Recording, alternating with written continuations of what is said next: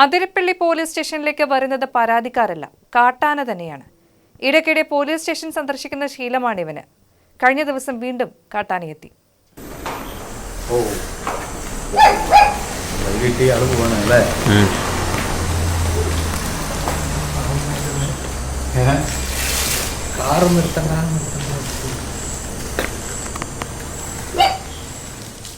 ചൊവ്വാഴ്ച പുലർച്ചെയോടെയാണ് കാട്ടാന സ്റ്റേഷനിലെത്തിയത്.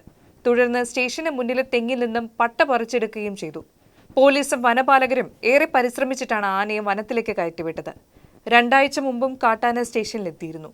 അതിരപ്പള്ളി മേഖലയിൽ പകൽ സമയങ്ങളിലും കാട്ടാനക്കൂട്ടം ജനവാസ മേഖലകളിലേക്ക് ഇറങ്ങുന്നത് പതിവാണ്.